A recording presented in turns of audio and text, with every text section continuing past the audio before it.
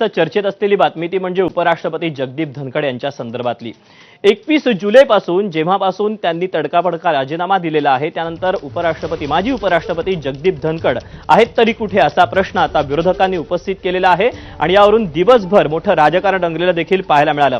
त्यांना कोणी गायब केलंय का असा खळबळजनक सवाल ठाकरेंच्या शिवसेनेचे खासदार संजय राऊत यांनी उपस्थित केला। नको असलेल्या नेत्यांना गायब करणं ही रशिया आणि चीनची पद्धत असल्याची टिप्पणी देखील संजय राऊतांनी दिल्लीतल्या पत्रकार परिषदेत केली। जगदीप धनखड यांनी तब्येतीच्या कारणास्तव राजीनामा देत असल्याचं पत्रात नमूद केलं होतं। मात्र जगदीप धनखड यांना राजकीय दबावापोटी राजीनामा द्यावा लागला असा सूर विरोधक आळवतायत। तर माजी उपराष्ट्रपती जगदीप धनखडांबाबत समाजवादी पक्षाचे नेते कपिल सिब्बल यांनी चिंता व्यक्त केली। धनखड यांची सुरक्षा आता विरोधकांनीच केली पाहिजे असं सिब्बल म्हणाले। जगदीप धनखड यांनी राजीनामा दिल्यापासून 21 जुलैपासून आजपर्यंत या क्षणापर्यंत जगदीप धनखड कुठे आहेत, त्यांच्या प्रकृतीची काय स्थिती आहे, ते काय करतायत, ते कोणाबरोबर आहेत, त्यांचा मुक्काम कुठे आहे, ते बरे आहेत ना, मुळात ते आहेत ना, त्यांना कुठे गायब केलंय का, या शंका आमच्या मनामध्ये येत आहेत। हेबियस कॉर्पस नावाची एक लिगल बॅटल असते की एखादी व्यक्ती जेव्हा सापडत नाही तेव्हा त्याला सुप्रीम कोर्टाच्या हायकोर्टाच्या आदेशानं आम्ही शोधू शकतो।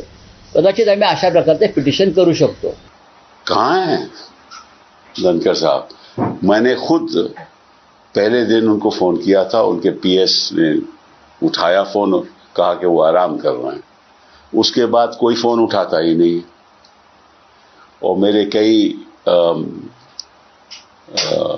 राजनीति में राजनेता से मेरी बात हुई तो वो कहते हैं कि हम भी नहीं फोन मिला रहे, तो अब क्या करें? हेबियस कॉर्पस फाइल करें, क्या करें? दरम्यान हा सगळा घटनाक्रम नेमका कसा राहिला आपण जाणून घेऊया ग्राफिक्सच्या माध्यमातून।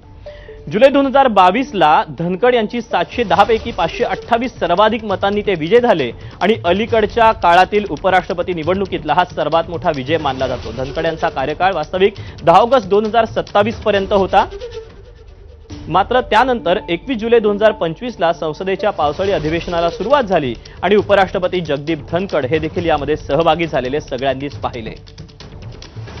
आणि 21 जुलैच्या रात्रीच उपराष्ट्रपतींच्या अधिकृत एक्स अकाउंटवरून त्यांचा राजीनामा देखील प्रसिद्ध झालेला होता। आणि त्यानंतर 21 जुलै 2025 लाच न्यायमूर्ती यशवंत वर्मा प्रकरणात विरोधी पक्षाच्या प्रस्तावाला दिलेली मान्यता हे त्यांच्या राजीनाम्याचं प्रमुख कारण ठरलं असं बोललं जात आहे। आणि त्यानंतर 7 ऑगस्ट 2025 ला अधिवेशनातच धनखड यांच्या अनपेक्षित राजीनाम्याच्या चर्चेसाठीची स्थगन सूचना ही फेटाळून लावली गेली। आणि 10 ऑगस्ट 2025 ला जगदीप धनखड बेपत्ता आहेत, मला त्यांची काळजी वाटते आणि याबद्दल अमित शहांनी धनखडांबद्दल माहिती द्यावी, अन्यथा आम्ही कोर्टात जाऊ असं कपिल सिब्बल यांनी म्हटलं।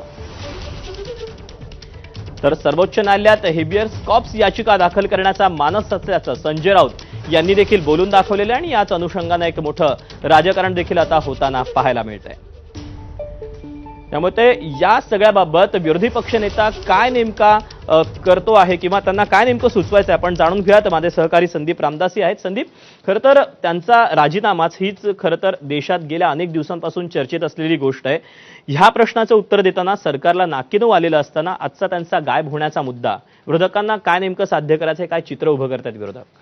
मोदी सरकारला घेरण्यासाठी विरोधकांना हा एक नवीन मुद्दा मिळाला आणि जर का जगदीप धनखड हे भाजपचे दुसरे कुठले तरी नेते असते तर मला असं वाटतं की त्यांना त्याच्यामधनं इतक्या मोठ्या प्रमाणात आरोप प्रत्यारोप करता आले नसते। पण धनखड हे उपराष्ट्रपती पदासारख्या एका मोठ्या पदावर राहणारी व्यक्ती आहे। ती 21 जुलैपासून सार्वजनिक जीवनात समोर आलेली नाही। त्यांच्याकडनं तो एक ट्विट ऑफिशियल अकाउंटवरून सोडला तर समोर आलेला नाहीये। पंतप्रधान मोदींनी ज्या पद्धतीचे गूढ ट्विट केलं फक्त करायचं म्हणून, ते पण दुसऱ्या दिवशी, हे सगळे मुद्दे जे आहेत ते विरोधकांना दारुगोळा पुरवण्यासाठी पुरेसे आहेत आणि त्याचा वापरच आत्ता आपल्याला कपिल सिब्बल असतील, संजय राऊत असतील हे करताना दिसत आहेत। आणि ह्याच्यामध्ये आणखी वाढ झाली तरी आपल्याला नवल वाटायला नको। पुन्हा एकदा हा खूप महत्त्वाचा मुद्दा आहे दीपक, कारण उपराष्ट्रपती पदावर असलेली व्यक्ती अशा पद्धतीनं तडकाफडकी जाते आणि ती पण कशी की ती अशी तिला स्वतःची काही मतं नव्हती वगैरे असं नाही। धनखड हे त्याच्या आधी पण राजस्थानमधले पक्षामध्ये चांगल्या पद्धतीनं काही दशकं हे काम करणारे नेते आहेत, खासदार इतकी वर्ष राहिलेले आहेत, त्यामुळे त्यांचं अशा पदावरनं अशा पद्धतीनं तडकाफडका राजीनामा त्यांनी देणं, विरोधक याचा फायदा जर का उचलला नसता त्यांनी किंवा उचलणार नाहीत तरच नवल असं आपल्याला म्हणायला पाहिजे. स्वाभाविकच आगामी काळात काय नेमकं घडतंय, राजकारण कुठल्या स्तराला जातं या अनुषंगानं पाहणं महत्त्वाचं